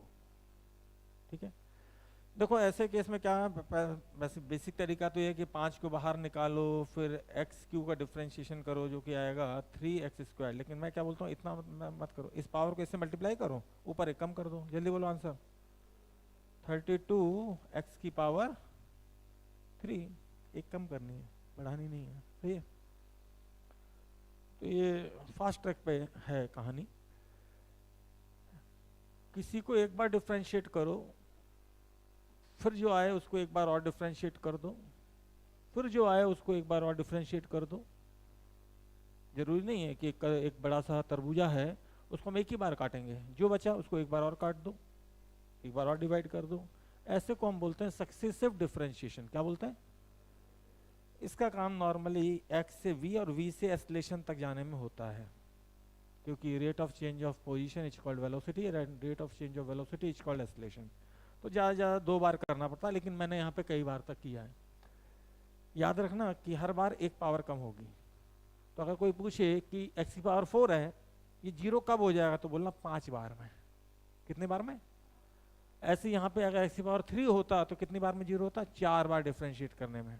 ठीक, देख लो, देखते हैं। अगर कहीं वाई डैश लिखा हो तो जरूरी नहीं कि हम इतना बड़ा लिखें dy/dx, या फिर कई बार लोग fx लिख देते हैं। इसको क्या लिख देते हैं? fx, कि ये जो है कोई x का फंक्शन है और f डैश x बताओ, तो डरना नहीं है, y डैश बोले f डैश x बोले बात एक ही है। ठीक है, चलो भाई हो जाओ शुरू। 4×3=12, 12x की ऊपर एक पावर का माइनस, 5×3=15, ऊपर एक कम, जल्दी बोलो। हाँ नहीं ये तो बोलो पहले। हाँ अब बोलो, आ गई +8, सही है। अब इसके बाद कुछ लोग नालायक होते हैं, कहते हैं f डैश 0 की वैल्यू बताओ। इसमें इसका मतलब कुछ खास नहीं है, इसमें x की जगह 0 रख दीजिए और आंसर आ जाएगा 8। अगर f डैश 1 की वैल्यू बोले तो f डैश x हमने निकाल रखा है ना, तो इसमें 1 रख दो, जल्दी बोलो आंसर। 1 1 1 कितना? 29। अब उसने कहा सेकंड डेरिवेटिव ऑफ f बताओ। डेरिवेटिव कौन ला? एक बार और डिफरेंशिएट करो, तो कर दो, जो आया उसको फिर डिफरेंशिएट कर दो, जल्दी से बोलो भाई। 24 x² - 30x + 24। ठीक है भाई, किसी ने फिर से पूछ दिया, नालायक लोग होते हैं ना, कि y डबल डैश 0 की वैल्यू बता दो। भाई घटिया इंसान, 24 है, 0 0 तो ये 24, सही है। y ट्रिपल डैश का मतलब है तीसरी बार डिफरेंशिएट, जो आया उसको फिर डिफरेंशिएट करो, बोलो भाई कितना? 48x - 30। चलो भाई चौथी बार डिफरेंशिएट करोगे तो कितना आएगा? अभी मरा नहीं है, जान बाकी है। अब हमारा तो अगर 4 पावर हैं, ये मैं उस दिन के लिए बात कर रहा हूं जब मैं लिखूंगा x बराबर 3t² प्लस समथिंग और पूछूंगा इनमें से किसका एक्सलेशन 0 है, तो समझ जाना कि दो डिफरेंशिएशन के बाद जो 0 हो रहा है उसकी पावर 0 है। ठीक, कोई पूछे कि 4 पावर है, कांस्टेंट कितने के बाद आएगा, तो 4 डिफरेंशिएशन के बाद कांस्टेंट आ गया, 4 डिफरेंशिएशन के बाद कांस्टेंट आ गया। लेकिन 0 बोले तो 5 डिफरेंशिएशन के बाद जितनी पावर उससे एक बड़ा। ठीक है, तो ऐसे को हम बोलते हैं सक्सेसिव डिफरेंशिएशन। हालांकि मैंने यहाँ पे साइड में एग्जांपल के तौर पे ये ले भी लिया है। कोई बता सकता है इसका एक्सलेशन कितना आएगा बिना कुछ किए? कांस्टेंट आएगा, 0 आएगा, कांस्टेंट आएगा, क्योंकि यहाँ 2 पावर है तो मुझे अच्छे से पता है कि 2 बार डिफरेंशिएट करने पे कांस्टेंट बचेगा। लेकिन अगर ये 3 पावर कर देते तो मैं बोलता डायरेक्टली प्रोपोर्शनल टू टी, क्योंकि एक बार में 3 पावर ना, एक घटी, दूसरे बार में दूसरी घटी, एक तो बची। तो ऐसे हमें बार बार कैलकुलेट करने की जरूरत नहीं पड़ेगी, क्योंकि वो ऐसे ही पूछता है, एक्स में वैल्यू दे देगा, एस्लेशन नहीं पूछेगा, कहेगा एस्लेशन टाइम पे डिपेंड करता है, 1/t के इनवर्सली प्रोपोर्शनल है, डायरेक्टली प्रोपोर्शनल है, कैसे है ना। तो इसका आंसर बता ही सकते हैं हम लोग, जल्दी बोलो भाई। 60 + 4 और साहब इसका 6। ठीक है, बिल्कुल बेसिक। तो इसीलिए मैंने बोला कि क्या इंपॉर्टेंट है, तो बस ये फार्मूले का ऐसे छोटे छोटे इंटीग्रल डिफरेंशिएशन आते हैं, वही होते हैं फिजिक्स में। ठीक है, बाकी सच मायने में बताएं तो प्रोडक्ट रूल साल में एक आध बार यूज होता है, डिवीजन रूल साल में एक आध बार यूज होता है। इसके अलावा और भी बहुत सारी चीज़ें वो भी एक आध बार ही यूज में आएंगी, ज़्यादा यूज में नहीं आएंगी। लेकिन चलो पढ़ लेते हैं क्या है प्रोडक्ट रूल। तो प्रोडक्ट रूल है भैया कि u.v, u भी कोई फंक्शन और v भी कोई फंक्शन, दो लोग अपने घर के सामने एक साथ आ गए, तो एक साथ मतलब लो, पहले एक को बोलो बाहर रुको, एक को अंदर बुलाओ, अच्छे से तोड़ो, तोड़ने का मतलब डिफ्रेंशिएट करो, फिर उसको बाहर ले जाओ, दूसरे को बुलाओ, फिर अच्छे से डिफ्रेंशिएट करो। ठीक, तो ये याद हो गया होगा। u को बाहर रखो, v का डिफ्रेंशिएशन, प्लस v को बाहर रखो, u का डिफ्रेंशिएशन। सही है भैया। फॉर एग्जाम्पल के तौर पर अगर हम लेते हैं तो यहाँ मैंने 1 2 3 4 एग्जाम्पल ले लिया, मोर देन सफिशिएंट है। ठीक है, चलो भाई इसका आंसर बोलो जल्दी से। x³ + 9 को बाहर रख रहा हूँ जल्दी, तो इसका डायरेक्ट डिफ्रेंशिएशन मारो, 8x, 6 का तो 0 हो जाएगा भाई। अब आगे बढ़ो, 4x² - 6 को बाहर लिया तो 3x, बाकी अगर ऐसे फॉर्म में आंसर नहीं देगा, हालांकि इसमें x कॉमन आ जाएगा, कुछ कुछ कॉमन निकाल लेना, है ना। 3x² है क्या? अच्छा क्यूब है, ठीक है, सॉरी, ठीक है। अच्छा, इसमें से कॉमन लेने की जिम्मेदारी आपकी होगी, जैसे क्लियर दिख रहा है x कॉमन आ रहा है या कुछ कॉमन आ रहा है, 2 यहाँ से कुछ कॉमन आ रहा है, तो कॉमन ले लेना। इसका बोलो भाई sin x बाहर, ln x का इनडायरेक्टली मैं आपको फार्मूले याद करवा रहा हूँ बस, और कुछ नहीं, 1/x plus ln x, sin x का क्या होता है cos x, वेरी गुड। लेकिन cos x का minus sin x, cos x का। चलिए भाई आ जाओ जल्दी से, 5 बाहर, पहले सबसे पहले तो 5 ही बाहर कर दो, आगे बढ़ो। x³ ln x का 1/x plus ln x, x³ का हो जाएगा। अब इसमें भी देखो ये काम तुम्हें खुद करना होगा, जैसे यहाँ पे देख रहा हूँ स्क्वायर, तो 5x² आप बाहर ले लेना और अंदर आ जाएगा 1 + 3 ln x। ठीक है, ये बड़ा मजेदार है, कर लोगे क्या? ये भी कर लोगे पक्का? छोड़ दूं? 5 बार आ गया, चलो x³ 10x का फार्मूला बताओ डिफरेंशिएशन कितना? sec²x। ठीक है, हाँ याद करो, याद नहीं रख सकते तो फिर कुछ भी नहीं होगा। पता नहीं सर हम भूल जाते हैं, अपना नाम याद है, पिताजी का याद है, तो फिर फार्मूला भी याद होना चाहिए। चलो प्लस, फिर क्या करें, 10x बाहर ले लें और इसका आ जाएगा 3x²। ठीक है भाई, तो ये हो गया प्रोडक्ट में। 5 सवाल लिए थे मैंने, एक समझाने के मकसद से, 4 मैंने कर दिए हैं, एक तुम्हें करना पड़ेगा। ठीक है, बहुत ही सिंपल है, कहो तो मैं कर भी दूंगा। अब हम आ जाते हैं डिवाइड रूल पे। किस पे? डिवाइड रूल पे। d/dx ऑफ u/y, u पर कोई फंक्शन है, एक नीचे v है, तो एक तरीका तो ये हो सकता है कि हम इसको v-1 लिख लें और प्रोडक्ट रूल ही लगा दें, क्योंकि u × v-1 प्रोडक्ट हो गया। लेकिन इंडिविजुअल फार्मूला चाहिए तो कैसे करोगे? नीचे वाले को बाहर रखना, फिर ऊपर वाले का डिफरेंशिएशन माइनस ऊपर वाले को बाहर रखोगे, नीचे वाले का डिफरेंशिएशन डिवाइडेड बाई नीचे वाले का स्क्वायर। इतना बड़ा फार्मूला याद करना पड़ेगा आज ही रात में। ठीक है भाई, कैसे बताओ, जल्दी बताओ। नीचे वाले को बाहर, ऊपर वाले का डिफरेंशिएशन माइनस ऊपर वाले को बाहर, नीचे वाले का डिफरेंशिएशन डिवाइडेड बाई नीचे वाले का स्क्वायर, क्योंकि ऐसे यू भी करके तो भूल जाओगे। पहले किसको बाहर रखना है, ऊपर वाले को बाहर, नीचे वाले का डिफरेंशिएशन माइनस नीचे वाले को बाहर, ऊपर वाले का डिफरेंशिएशन डिवाइडेड में नीचे वाले का स्क्वायर। अब हमने कहा ज़्यादा एग्जाम्पल क्या ही लें, सबसे पहले हमने कहा tan थीटा देखते हैं न्यूटन ने कैसे निकाला होगा। tan x का डिफरेंशिएशन सबको पता है sec स्क्वायर x आता है, कितना आता है, तो tan x को मैंने लिख लिया sin x upon cos x। पता तो चले फार्मूला न्यूटन ने सही पढ़ाया कि गलत पढ़ाया, या तो ये गलत या फिर वो पीछे वाला गलत। ठीक, बताओ भाई क्या किया जाए, नीचे वाले को बाहर रखा, sin x का डिफरेंशिएशन बताओ भैया, अब माइनस लगाया, अब क्या किया, ऊपर वाले को बाहर रखा, नीचे वाले का डिफरेंशिएशन बताओ भैया, cos x का होता minus sin x divided by नीचे वाले का स्क्वायर, तो इसे हम लिख सकते हैं cos स्क्वायर x।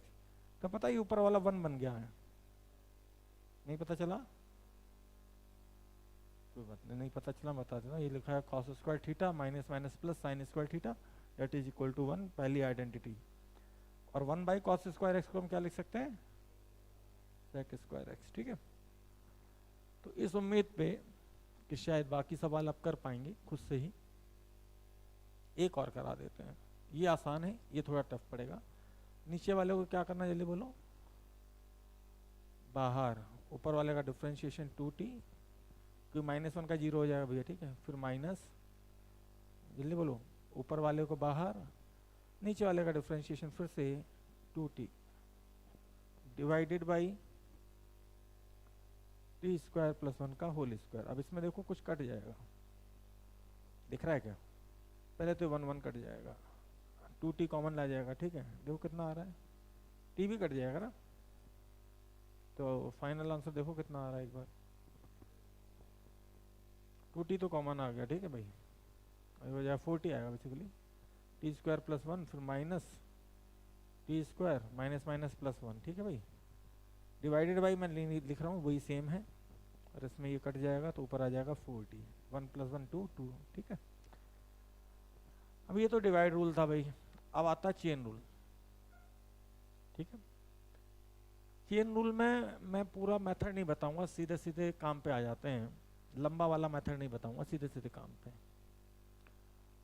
एक्चुअली ये तुम्हें दिख रहा है ना, ये sin 5x + 9, तो मुझे sin 5x + 9 नहीं दिखता है, मुझे दिखता है sin समथिंग। तो sin x का डिफरेंशिएशन होता था cos x, तो sin समथिंग का डिफरेंशिएशन होगा cos समथिंग। फिर रास्ते में मिला मुझे 5x + 9, तो इसका डिफरेंशिएशन भी कर लो, इसीलिए इसका नाम है चेन रूल। तो × 5 सही है, ईयर लॉन्ग होता तो फिर हम इसको u मानते हैं, इसको कपड़े बदलते हैं, फिर इसको दोबारा से मुंह दिखाई करते हैं, तो टाइम टेकिंग प्रोसेस है। ठीक है, अब किसी ने कहा कि सर जी ये कर दो, करवा दो, तुम बाकी सब तो कर लेंगे। जैसे कि यहाँ पे बता दूं कि यहाँ पे अगर कभी x को t के रेस्पेक्ट में डिफरेंशिएट करना पड़े तो 5x⁴ कर देना, और फिर x के साथ dx/dt और लिख देना। ठीक है, ठीक है भाई, चलो भाई इसका बताओ, e⁴x का रास्ते में पहले e मिलाना, कितना e⁴ समथिंग, तो e⁴ समथिंग ही होगा, और फिर रास्ते में कौन मिला, फिर 8x² + 9, जल्दी बोलो कितना, 16x। सही है, ये फास्ट मेथड है, मतलब कि अब इसमें साइन के अंदर ln, ln के अंदर x⁴, तो रास्ते में पहले कौन मिला, साइन, साइन को मुक्का मारो, मुक्का मारो मतलब डिवाइड करो, तो क्या बन जाता है cos। अभी साइन को ही पढ़ा ना, ln को कहाँ पढ़ा, तो ये तो ऐसे ही रहेगा अभी। अब रास्ते में कौन आया, ln आया, तो ln x का होता 1/x, तो ln समथिंग का होगा 1/ समथिंग। अब रास्ते में कौन आया, x⁴ 8, 8x⁴ 7। उम्मीद करते हैं कि आप सीख गए होंगे। सही है, चेन रूल का मतलब ये, चेन में जैसे कड़ी होती है ना, कड़ी कड़ी कड़ी, यार साउथ इंडियन मूवी देख लो यार, उधर से कई सारे विलेन आ रहे हैं, इधर से हीरो है, जो रास्ते में पहले मिलेगा उसको मुक्का मारेगा, वो चेंज हो जाएगा, बाकी तो वैसे ही रहेंगे। समझ गए, बाकी तो वैसे ही रहेंगे। फिर जब वो आएगा दूसरा वाला, उसको मुक्का मारेगा, बाकी वैसे ही रहेंगे। तो एक एक करके इसको बस से मल्टीप्लाई में आता है ना। अरे भाई एक्चुअली ईयर लॉन्ग वाला ही कंटेंट है, तो मैंने तो ज़्यादा कुछ हटाया बताया नहीं, मैंने कि ठीक है मैथमेटिकल टूल्स में क्या ही करेंगे। इसको कर दो भाई, साइन को मुक्का मारेंगे तो कॉस, अंदर का सामान सेम रहेगा। फिर रास्ते में कौन आएगा, tan। ये पूरा लिख लोगे ना, अंदर अंदर ये पूरा लिखना है, फिर रास्ते में आया tan, tan का क्या आ जाएगा, sec स्क्वायर समथिंग, सही है। समथिंग में क्या आएगा, ln, फिर ln को मुक्का मारा 1/5x स्क्वायर प्लस 9, फिर 5x स्क्वायर प्लस 9 को मुक्का मारा तो tan x, सही है। इसको भी लाल लिखी देते, नहीं तो कोई कंफ्यूज होगा, tan ln 5x स्क्वायर। चलो खैर इतना तो छोड़ो, अब बात करते हैं, चेन रूल तो निपटा, पावर चेन रूल, सही है। पढ़ा का सबने, पढ़ा है? कितने लोग जानते हैं इसको, पावर चेन रूल को? हाँ, तुम तो जानते हो, तो मैथ वाले भैया ठीक है। और ये मैथमेटिकल टूल्स है, अगर मैथ पढ़ाने बता रहा हूँ तो निपटा के रख दूंगा मैं, क्योंकि काम की चीजें मैं कभी नहीं भूलता। नाम पूछ लो मुझसे, कभी याद नहीं हो। तुम देखा होगा अचानक से कुछ बोलते बोलते फिर मैं भूल जाता हूँ नाम। हाँ, लेकिन अगर आप सेलेक्ट हो गए तो नाम याद हो जाएगा। तनिषा तन्मयी मेरे को बहुत मुश्किल में याद हुआ, अनिरुद्ध की बहन है, ये हमेशा याद हो गया। हाँ, क्योंकि यार भीड़ को याद करना मुश्किल होता है, और उसमें से जो लोग सेलेक्ट हो जाते हैं उनको याद रखना बड़ा आसान है। भीड़ को तो कोई भी याद नहीं रखता, डिपेंड करता है आपको भीड़ का हिस्सा बनना है या भीड़ से अलग होना है। चलिए, एक घर में 100 गुंडे थे, मूवी का नाम है रावड़ी राठौर। पुलिस वाले की बीवी को भाव के वो जो भी था उनके लोग उठा के ले गए थे, हा? जो भी उसमें कैरेक्टर था बिहार वाला। तो अक्षय कुमार ने पहले गेट तोड़ा था कि पहले गुंडे तोड़े थे? ऑब्वियस है, गेट के अंदर है सब कुछ, तो पहले गेट टूटेगा ना। तो बस यही है पावर चेन रूल। सुनना, ये तुम्हें क्या दिख रहा है, ये की पावर x, मुझे दिख रहा है समथिंग की पावर 6। क्या दिख रहा है, समथिंग की पावर 6।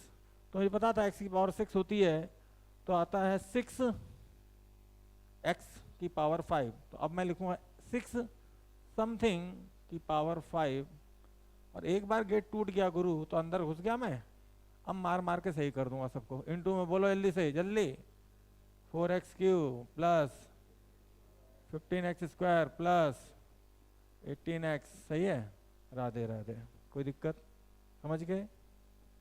अच्छा, इसका मतलब कुछ लोग सोचते हैं साइन की पावर 5 है, होल पावर 5 भी होती है, ठीक। तो पहले गेट टूटेगा कि पहले साइन टूटेगा? है तेरी तो, गेट के अंदर बैठा है साइन, गेट के अंदर बैठा है, समझ गए? तो 5 पूरा लिखूं क्या, समथिंग सीधा से लिख दे रहा हूं कि पावर 4। अब रास्ते में आया क्या, साइन, साइन को मुक्का मारोगे तो क्या बनेगा, कॉस। अब फिर रास्ते में एक और है अभी गुंडा, साइन, साइन तो गुंडा निपट गया, इसके बाद ये और बचे हैं, इनटू, जल्दी बोलो, 6x, ठीक है भाई। प्लस 0 लिखना तो लिख दो। This is called power chain rule, जिसका फिजिक्स में कभी यूज नहीं होता, ठीक। बाकी मैं पढ़ा डालता हूँ, ठीक है। समझ में आ गया? इस घर के अंदर हम सब गुंडे हैं, पुलिस आएगी तो पहले गेट तोड़ेगी क्या, हमें तोड़ेगी, बस। तो कोई पूछे सर मैक्सिमम में क्या काम का है, क्या काम का है, हम पूरा नहीं पढ़ना चाहते, तो सिर्फ ये काम का है। ये फ्रैक्शन में आएगा, a sin theta plus b cos theta या a sin x plus b cos x की मैक्सिमम वैल्यू होती है under root of a square plus b square. ये आपको SHM में भी आएगा, 3 sin omega t plus 4 cos omega t का एम्पलीट्यूड बताओ, मतलब मैक्सिमम वैल्यू बताओ, तो 5, ठीक है। तो मैंने चैप्टर भी इंडिकेट कर दिए कि कहाँ कहाँ काम का आएगा, बाकी मैंने पूरा पढ़ा तो रखा है यहाँ पे। ज़्यादा कोई क्या करवाएगा, कभी मैक्सिमम मिनिमा का यूज करवाना हो मैक्सिमम वैल्यू, तो डिफरेंशिएट करके 0 कर दो। क्या कर दो, डिफरेंशिएट करके 0 कर दो। इससे ज़्यादा मैक्सिमम मिनिमा फिजिक्स में पढ़ने की जरूरत नहीं है, टाइम पास करना तो खूब पढ़ाते हैं आराम आराम से। क्यों डिफरेंशिएट करके 0 कर दो, कोई कहे क्यों डिफरेंशिएट करके 0 कर दो, कहना जहाँ भी मैक्सिमा होगा या मिनिमा होगा वहाँ पे स्लोप उस पर्टिकुलर पॉइंट का 0 होगा, वहाँ पे आदमी खड़ा करो तो ना तो फिसलेगा ना चढ़ाई होगी। तो मैक्सिमम वहाँ पे स्लोप 0 होता है, स्लोप का मतलब होता है dy/dx, इसलिए कभी भी मैक्सिमम या मिनिमम वैल्यू निकालनी हो तो हम क्या करते हैं, स्लोप को 0 कर देते हैं। ठीक है भाई, इंटीग्रेशन क्या देता है किसी ने पूछा, तो पहला तो सिंबल समझ लो, वहां पे होता था dy ओवर dx, यहाँ पे y into d x, y into d x, इसको बोलते हैं इंडेफिनिट इंटीग्रेशन। लेकिन इसी में सीमा लगा दी जाए कि x की किस वैल्यू से किस वैल्यू तक, जैसे किसी ने कहा 1 से 2 या 0 से 2 या 0 से 1 या 0 से 3, इनिशियल लिमिट है 0, फाइनल लिमिट है 3, तो इसको नीचे वाले को ये बोलते हैं इनिशियल लिमिट, ऊपर फाइनल है ना, तो ये हो जाएगा डेफिनेट इंटीग्रेशन। ठीक, क्या हो जाएगा, डेफिनेट इंटीग्रेशन। आपकी भाषा में बताऊं, किसी ने कहा पढ़ाई करो तो तुम पढ़ रहे हो, ये इंडेफिनेट है, लेकिन किसी ने टाइम लगा दिया इस पॉइंट इस चैप्टर से लेके इस चैप्टर तक पढ़ो, तो ये डेफिनेट हो गया। समझ गए, कितना आसान तरीका समझने का। ठीक, अब भाई सही बताऊं तो इंटीग्रेशन के सारे फार्मूले डिफरेंशिएशन के उल्टे होते हैं। क्या होता है, डिफरेंशिएशन के उल्टे।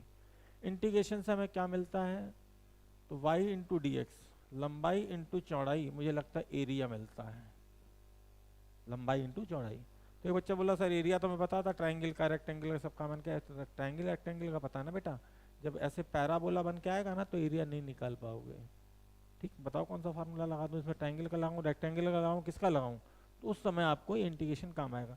बोले सर कौन सा इंटीग्रेशन है, एक बताओ बस जो हमें आना चाहिए। मैंने कहा यार 2 सीख ले, एक तो के डी एक्स है, तो डी एक्स का इंटीग्रेशन हो जाएगा x प्लस कुछ कांस्टेंट लगता है c, अगर लिमिट ना लगी हो, सही है, तो k बार आ जाएगा, डी एक्स का इंटीग्रेशन x की पावर n का इंटीग्रेशन, वहाँ पे घटता था यहाँ पे बढ़ रहा है, वहाँ पे मल्टीप्लाई में आता था ना n, यहाँ पे डिवाइड में आएगा, लेकिन ये भी n इक्वल टू -1 के लिए नहीं होगा। क्यों, क्योंकि n इक्वल टू -1 के लिए तो हमने फार्मूला अलग से पढ़ा था, याद करो, ln x का इंटीग्रेशन क्या, ln x का डिफरेंशिएशन क्या होता है, 1/x, तो 1/x का इंटीग्रेशन होगा ln x। समझ गए, सारे फार्मूले सेम हैं, बस उल्टे कर दिए गए हैं।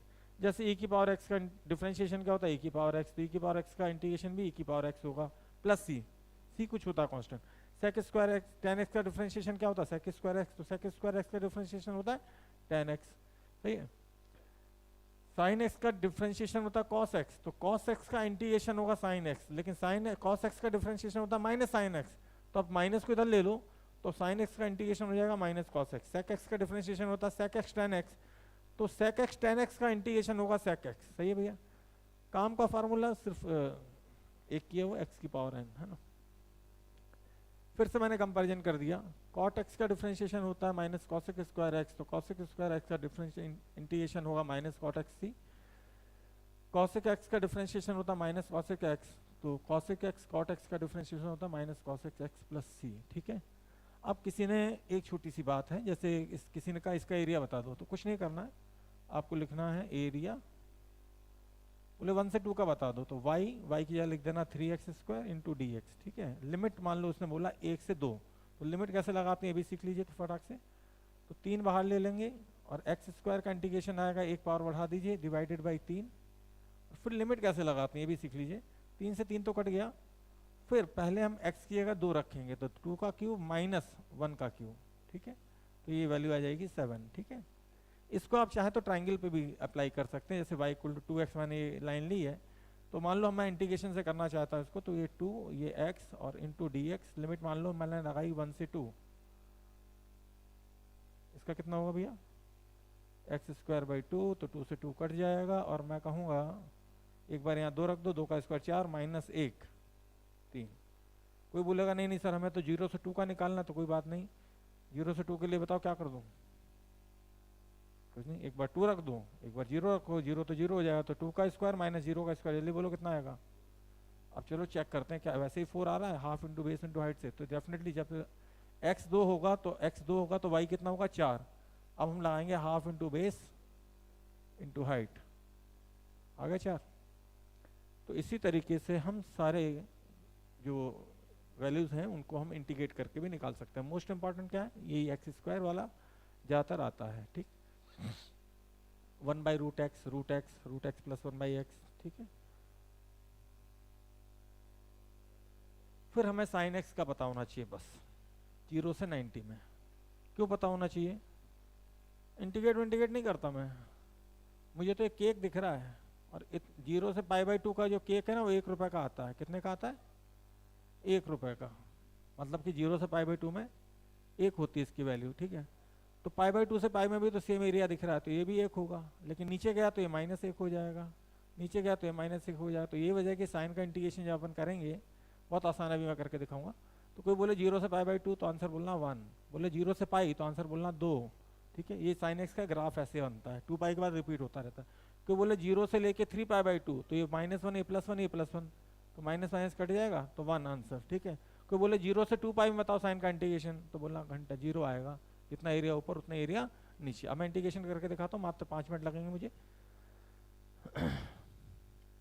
साइन एक्स का 0 से π/2 में, साइन एक्स का अभी बताया था माइनस कॉस एक्स, 0 से π/2 लिमिट डाली, कॉस π/2 माइनस कॉस 0, कॉस π/2 होता है 0, कॉस 0 होता है 1, -1 मिला के हो गया 1, ठीक है। लेकिन इतना मेहनत क्यों करें? ये केक 1 रुपए का आता है, बस हमें इतना पता है। और ऊपर वाला पॉजिटिव होता है एरिया, नीचे वाला नेगेटिव होता है। देखो अब एक सज्जन आए, बोले सर π/2 से 3π/2 बताओ, मैंने कहा आंसर 0 है। नहीं माना भाई, मैंने कहा ले भाई मत मान, इसी में अभी लिमिट, इसी में अभी वैल्यू रख देता हूँ। कौन सा लूँ, हरा ले लेता हूँ। माइनस कॉस, कहाँ से कहाँ तक लिमिट है? π/2, फिर माइनस कॉस 3π/2, और दोनों की वैल्यू क्या होती है?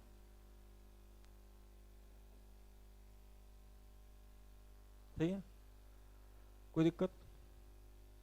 तो इसी तरीके से मैंने 0 से पाई पे भी दिखाया है ये, ठीक है। दिखाए सब हैं ये लॉन्ग में, ठीक है, लेकिन हमें मेन याद रखना ही है। इसके बाद कोई बात करे कि सर कॉस का ग्राफ कैसा होता है, तो मैंने कहा साइन का इतना पार्ट काट दो, उसका कॉस का बन जाएगा। यहाँ से यहाँ पे 0 लिखना है, यहाँ पे π/2 लिखना, क्योंकि कॉस 0 1 होता है, तो ग्राफ 1 से शुरू होगा, है तो साइन जैसे, लेकिन शुरू होगा यहाँ से ऊपर से, और इसका एरिया भी 1 ही होता है, बार बार कैलकुलेट करने की जरूरत नहीं है। बोले कॉस की वैल्यू 0 से π/2 में, आंसर है 1, सही है। हालांकि मैंने इसको इंटीग्रेट करके दिखाया, कॉस एक्स साइन एक्स, फिर 0 से π/2, एक बार साइन π/2 रखा 1, फिर साइन 0 रखा 0। ठीक, अगर फास्ट खेलना तो इतनी सी चीज़ तो याद रख ही सकते हैं। बोले सर 0 से पाई में कितना होगा, मैंने कहा कुछ भी नहीं होगा, 0 आ जाएगा, पॉजिटिव नेगेटिव मिला के 0। बोले 0 से लेके 3π/2 में कितना होगा, मैंने कहा -1, क्योंकि ये +1 ये -1 को खा गया। बोले 0 से 2 पाई में, मैंने कहा 0, जितना ऊपर आधा केक आधा केक आधा केक आधा केक, सही है। एक आखिरी चीज़ है जिसको हम बोलते हैं, ये सब सवाल तो आपको मैंने अभी फार्मूले में बता दिए, ठीक है। और ये इंटीग्रेशन इस तरीके से किया गया, समझ गए। 5 को बाहर रखा, x⁴ का हो जाएगा x⁵/5, -3 को बाहर रखा, x² का हो जाएगा x³/3, +9 को बाहर रखा, x² का x³/3, +5 बाहर रखा, x का हो जाएगा x⁴ है ना, तो एक पावर जोड़ दो और उतने से डिवाइड कर दो, तो x2/2, -4 का होता है 4 × dx 4x + c, ठीक है भाई। इसमें अब एक चीज और आती है, that is called substitution method, है ना। ये तो वही सब है, ऊपर ले जाओगे फिर 1 + 1 कर दोगे तो हो जाएगा, ठीक। ध्यान दें, सिर्फ 10 मिनट का खेल और बचा। अगर कभी ऐसा मिल जाए जैसे चेन रूल में मिल रहा था ये 5x वाला, तो डायरेक्ट ट्रिक बताता हूँ आपको, इसमें बता देता हूँ। साइन ax + b, ध्यान दीजिएगा, साइन का क्या होता है इंटीग्रेशन, माइनस कॉस, तो साइन समथिंग का इंटीग्रेशन होगा माइनस कॉस समथिंग, लेकिन चूंकि ये चेन रूल का उल्टा है, इंटीग्रेशन हो रहा, तो जो a मल्टीप्लाई में आता था ना, अब किस में आएगा, डिवाइड में। किसी भी फार्मूले में b हो या ना हो उससे कोई फर्क नहीं पड़ता। इसका भी आंसर क्या आएगा, जल्दी बोलो, माइनस कॉस, जल्दी बोलो, ट्रिक है ये सीधे, ax/a, सही है, प्लस c तो अंडरस्टूड है, बोलो इसका आंसर जल्दी से, minus cos 8x - 5 divided by 8 + c। उम्मीद है आप सीख गए होंगे, इसका आंसर बोलो जल्दी से। अरे minus cos 5x divided by 5, सही है भाई। और ये सिर्फ साइन के फार्मूले के लिए वैलिड नहीं है, तुमने जितने फार्मूले अभी तक पढ़े हैं सब में चलेगा। 1/x का क्या लिखते थे, जल्दी बोलो, तो 1 समथिंग का क्या लिखोगे, ln समथिंग, लेकिन डिफरेंशिएशन में क्या करते थे हम, मल्टीप्लाई करते थे, यहाँ पे डिवाइड। इसी को हम नाम देते हैं सब्स्टिट्यूशन मेथड। क्या बोलते हैं, समय होने पे इसको हम एक लेक्चर तक खींच सकते हैं, और अधिक समय है टाइम पास करने पर आ जाए मास्टर तो 2-3 लेक्चर तक चला सकता है इसको। ठीक, जल्दी बोलो। ये 1/x दिख रहा है या 1/5x माइनस 9 दिख रहा है? मुझे तो 1/x, मुझे 1 समथिंग दिख रहा है, तो आंसर है ln। जल्दी जल्दी बोल दो भाई जल्दी से। 5x माइनस 9 डिवाइडेड बाई, इसका आंसर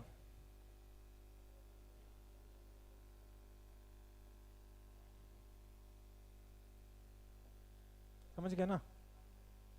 उम्मीद है। इसका बोलो जल्दी से। कॉस का साइन होता है तो sine ax plus B upon A. इसी तरीके से x की पावर n का होता था x की power n plus 1 divided by n plus 1, तो समथिंग की पावर n का हो जाएगा, जल्दी बोलो। समथिंग की power n plus 1 divided by n plus 1, लेकिन नीचे ए और आ जाएगा। सही है। x पावर 5 का होता था x power 6 divided by 6 plus c। बताओ इसका क्या होगा, जल्दी बताओ। समथिंग की पावर 6 अपॉन 6, लेकिन क्या करें इस 5 का, चेन रूल में मल्टीप्लाई में आता तो इसमें डिवाइड में आएगा। सही है, कोई दिक्कत तो नहीं, ये तो नॉर्मली है। रूट एक्स का इंटीग्रेशन होता है एक्स की पावर 1/2 में एक जोड़ दो भैया, तो एक्स की पावर हो जाएगी 3/2, डिवाइडेड में 3/2 करोगे तो हो जाएगा 2/3।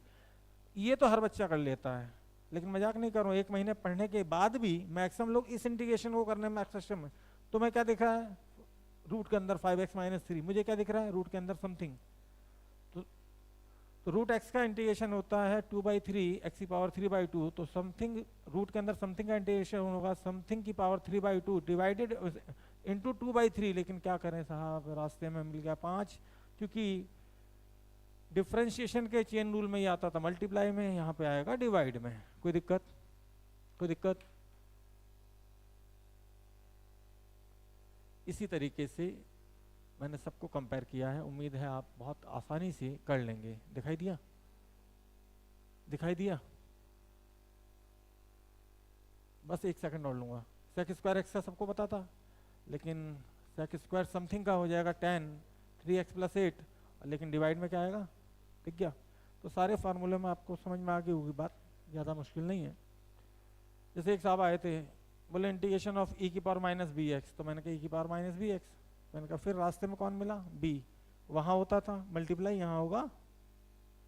उम्मीद करते हैं कि आप बहुत भली भांति इस चीज़ को समझ गए होंगे। अब एक बोला सर 1/√x का इंटीग्रेशन नहीं आता, मैंने किया इंसान ऊपर ले इसको, तो बोला x की पावर माइनस 1/2, तो मैंने कहा एक जोड़, तो बोला x की पावर 1/2 डिवाइडेड बाई 1/2, तो नीचे 1/2 है तो ऊपर आएगा 2, तो आएगा 2√x। फिर उसी बच्चे से मैंने कहा 1/√5x माइनस 9 का इंटीग्रेशन बता दे। ठीक, ये ट्रिक तो मैक्सिमम मैथ वाले भी नहीं बताते इतने फास्ट वे में। ठीक, उन्हें इंटीग्रेशन पढ़ाने में 15-16 दिन 20 दिन तक लगते हैं, लेकिन हाँ वहाँ पे फॉर्म्स भी होते हैं 20 के आसपास फॉर्म। ठीक है, क्लैरियट नहीं, क्लैरियट फॉर्म होती थी कोई इंटीग्रेशन में, बिना नाम की करा दे। ठीक है, चलो खैर 1/√5x माइनस 9, तो मुझे क्या दिख रहा है 1/√x, मुझे क्या दिख रहा है 1/√x, तो 2√x डिवाइडेड बाई a। समझ गए ना?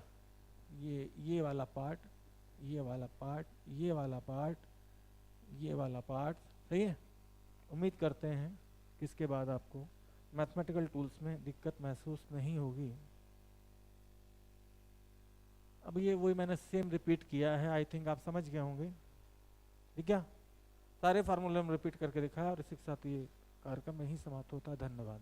कल पढ़ेंगे नेक्स्ट क्लास में वेक्टर।